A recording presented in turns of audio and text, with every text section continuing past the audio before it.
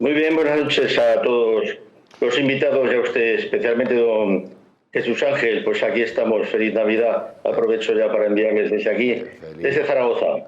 Feliz Navidad, próspero año nuevo y que el niño Dios le bendiga. Pero estas elecciones, al principio del programa, si lo está usted viendo, parecía que se acercaba más a la mayoría absoluta, estaba más cerca la señora Guardiola, la mayoría absoluta, que iba a ser, digamos, pues una bomba que iba a hacer que avanzara el señor Feijóo. Por otro lado, se hablaba incluso de que el Partido Socialista, esto podría ser un mensaje a navegantes y que podría haber una noche de cuchillos largos, pero vemos un resultado que al final deja todo más o menos igual, pero con un partido del señor Abascal mucho más potente, que ha doblado en votos y con unas líneas rojas de la señora Guardiola y con un señor que pide la cabeza de la señora Guardiola. Explíquenos, señor Fernando Sancho, explíquenos qué va a pasar. Bueno, Ángel, quiero decir que al principio de la noche estaba todo exactamente igual que está ahora, más o menos, porque desde el principio del recuento que ha leído usted con este magnífico trabajo de don Luis Losada, no ha engañado a nadie. Es decir, desde que salía el 1% escrutado, pues iba marcando más o menos una tendencia que se ha ido consolidando hasta ahora. Aquí, desde el principio, los únicos que han dicho que iba a haber otro escenario ha sido Sigma 2. Por lo tanto, yo lo que creo que tenemos que decir es que Sigma 2 lo primero que tiene que hacer es hacérselo mirar.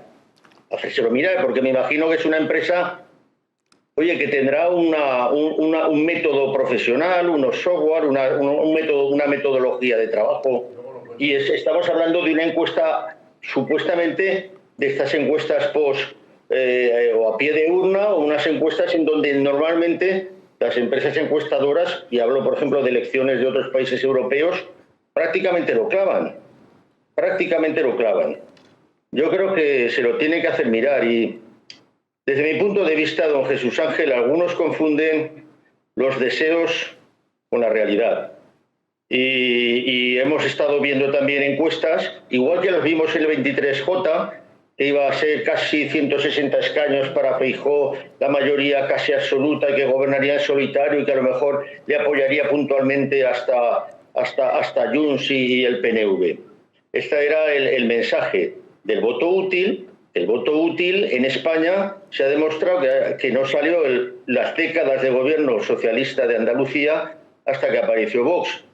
Por lo tanto, el voto útil habrá que decir que básicamente ha sido gracias a Vox un voto útil. Todavía hay periodistas, hoy hay uno de ellos, por ejemplo, que dicen que votar a Vox es darle oxígeno a Sánchez. ¿Por qué?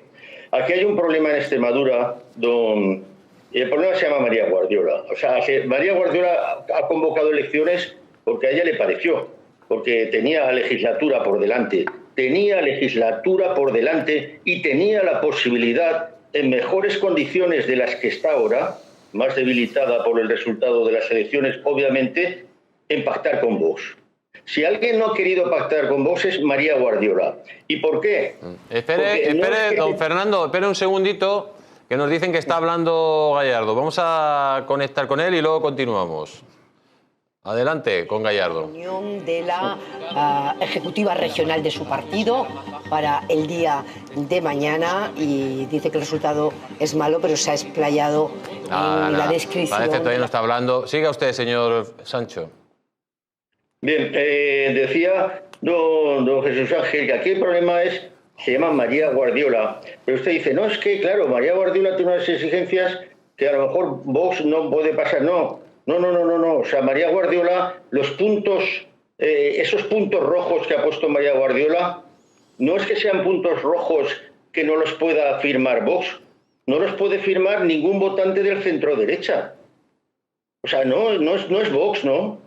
Es que los puntos rojos de María Guardiola son las leyes de género, son la ley LGTBI, es el aborto, son todo la doctrina en las escuelas, todo el tema bueno, pues lo que habéis estado comentando antes. Es que hay 5 puntos rojos, los dijo además 5 puntos rojos, pero don Jesús Ángel, ¿de verdad esos son puntos rojos contra Vox?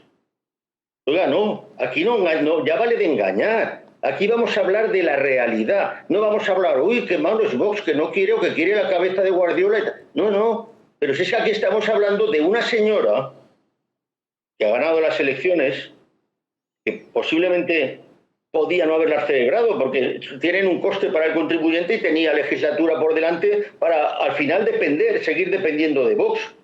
Exactamente igual que dependía antes. Claro, ahora puede decir, no, es que ahora Vox se debe de abstener para hacerme a mi presidenta porque yo tengo más votos que el resto de la izquierda. Se debe de abstener. Pero, ¿por qué? Vox. Pero si Vox representa, pero si es que los puntos rojos de Guardiola ya no es el votante de Vox el que pueda estar en contra de esos puntos rojos, es cualquier votante del centro derecha. Otra cosa es que el Partido Popular pues tenga allí una serie de votos que se hayan ido por parte de tal. Estamos hablando de una comunidad donde durante décadas ha gobernado la izquierda y ahora tiene el 60% del voto entre PP y Vox. Me parece una barbaridad, ya más, ¿no? Que además es una barbaridad. El 60% del voto. 40 de 65 escaños, ¿no? Pero es que lo que estamos hablando es que María Guardiola, el votante del Partido Popular, que es más mayor que el votante de Vox, no hay más que ver los datos de los estudios demoscópicos, bastante más mayor. La gente, pues, es un voto, pues, mucho más, sí, conservador, pero, bueno, Guardiola, PP, venga, pues yo voto a PP, pues yo tal, y son gente, pues, más mayor que... No creo que le pongan a lo mejor demasiada importancia a lo que de verdad está diciendo y haciendo en política María Guardiola. Otro punto rojo, sindicatos. Vamos a seguir regando a los sindicatos que comen marisco y a los de las organizaciones empresariales que comen chuletón, pero a costa de las subvenciones del dinero público. Es que ya está bien. Es que habrá que decir basta alguna vez. Porque aquí no se trata de decir, venga, que gobierne Guardiola porque... Luego haré, si tenemos tipo otra lectura de las elecciones de extremeñas, que para mí es muy importante, y es que el PSOE haya bajado de 20 escaños, porque en todas las encuestas que estaban dando antes de estas elecciones, pues no se decía que Gallardo y el PSOE iba a bajar de 20 escaños, iba a tener una gran caída, pero sí va a quedar en 24 escaños, una cosa así, es que está en 18 escaños. Es que, ojo, esto sí que le puede afectar a Pedro Sánchez, pero no porque diga, no, nadie se va a atrever. Bueno, pues ahora de momento tiene Pilar Alegría, que estará viendo estos resultados y qué cara estará poniendo. ¿Qué cara estará poniendo Pilar Alegría? Y ya no digo el candidato del Partido Socialista en Castilla y León, que Castilla y León no tiene nada que ver con Extremadura, porque es que si aquí nos hemos ido al 60%, ahora póngase en Castilla y León. Póngase en Castilla y León, que puede quedarse la izquierda residual. O sea, ojo la presión que puede llegar a tener Sánchez llegar a las elecciones de Aragón. Y otro que ha convocado, porque no quiere pactar con Vox, porque Azcón, no, porque tiene sus líneas rojas también. Y él tiene que pactar y va a pactar con Teruel existe. Es decir, con el fulano que le dio la presidencia a Pedro Sánchez. Esa era la gran aspiración de Jorge Azcón. Don Jesús Ángel, pero ¿de qué estamos hablando aquí? ¿De qué derecha? ¿De qué derecha? Usted, si se considera alguien votante del centro derecha, ve los puntos rojos de María Guardiola y diría, pa'lante, Guardiola, pa'lante, que así no, a Sánchez le hacemos un roto. Pues no. Sinceramente, don Jesús Ángel, pues no. Y luego se dice que, es que hay una repetición electoral, es que Vox... Bueno, el que piense que es que habiendo una repetición electoral, Vox va a bajar votos o que a los votantes de Vox les va a hacer algún tipo de daño la repetición electoral, no tiene ni idea de qué está pasando en España y en otros países del mundo. Lo acabamos de ver en Chile, lo estamos viendo en la Unión Europea también. No tiene ni idea de lo que está pasando en el voto conservador. En el voto conservador, que ya no es tan conservador, que es un voto transversal, porque hay muchísima gente que ha dicho hasta aquí, no puede ser, estos que nos han vendido, que defienden siempre a los más desfavorecidos, y lo que han traído es precariedad y más precariedad y cada vez más precariedad. Pues cada vez más precariedad. don Fernando Sancho, Entonces, ha quedado muy claro sus comentarios. Como siempre, darle un fuerte abrazo, que tenga una feliz Navidad y un próspero Año Nuevo y Feliz Navidad para todos. bendiciones Feliz del Navidad Niño para Dios. todos. Cuídese usted mucho. ¿Por qué es una victoria paradójica? Luego, la apuesta personal de Guardiola. Entraremos en el tema de las líneas rojas. Hablaremos del voto conservador y, por último, de las consecuencias a nivel nacional. Venga, pues empezamos por el principio. Vamos a mirar con lupa los resultados para entender dónde está exactamente la paradoja. Fijaos en el gráfico. La suma de PP y Vox es abrumadora, no hay duda. Un 60% del voto, nada menos, se fue para el bloque de la derecha. Con esto, cualquiera diría que gobernar es pan comido, ¿verdad? Entonces, si los números son tan claros, ¿de dónde viene el problema? ¿Cuál es el lío? Pues según el análisis, todo arranca con la decisión misma de convocar estas elecciones. Y el análisis, la verdad, no se anda con rodeos. Sitúa la responsabilidad de este bloqueo actual directamente en una persona, la candidata del Partido Popular, María Guardiola. Y en esta tabla se ve perfectamente el resultado de su jugada. Antes de las elecciones, ¿qué tenía? Pues toda una legislatura por delante, tiempo de sobra, y podía negociar con Vox desde una posición estable. Y después, pues resulta que sigue dependiendo de ellos, pero con una diferencia clave. Su posición para negociar ahora es mucho más débil.